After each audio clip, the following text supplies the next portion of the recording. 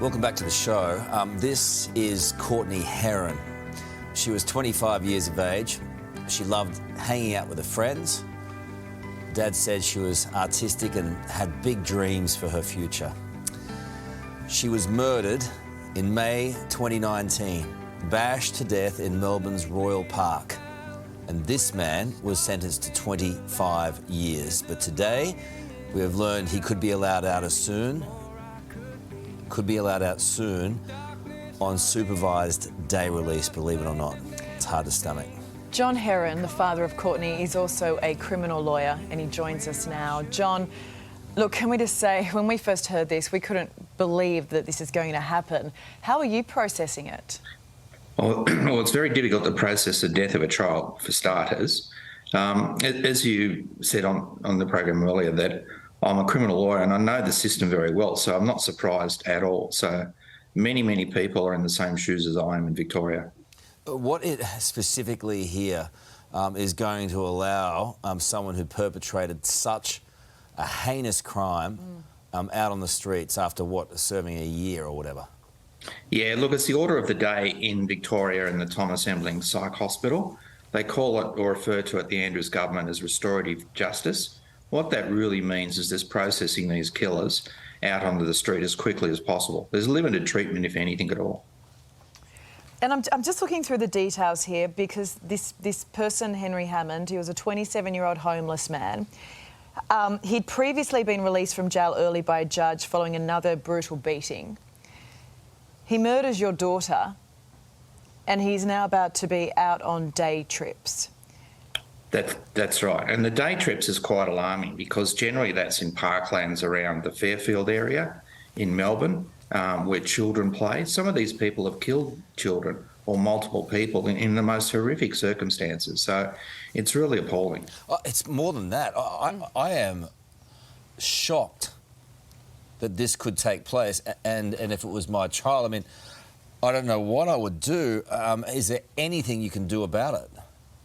Keep fighting. I fight on behalf of myself, my daughter, and many other families are in the same situation. I know of one extremely brutal killer that's walking around these parks, supervised, of course, right now, and without alluding to who it is, but it is the order of the day. This is not uncommon. It's just the public are not aware of this.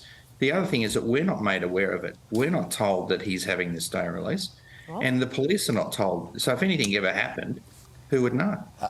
I don't even want to actually, can I tell you, I don't want to see his face. It makes me sick. As a dad, what sort of emotions do you go through with all of this? Oh, look, it's continual every day. I get strength from a lot of people, but part of the strength I get is helping others in the same situation. So it's not uncommon for these killers in this psych hospital. Some of them are given mobile phones to harass their victims from the facility itself. It's incomprehensible this is allowed. This is not treatment for these people. Again, it's just a fast track to get them out on the streets. It's not justice. No, there's justice is in Victoria. It's very difficult in this space of the high-end offenders. Back to the brutal killing of Jill Maher, people demanded some change, but no change has occurred. In fact, it's only increased.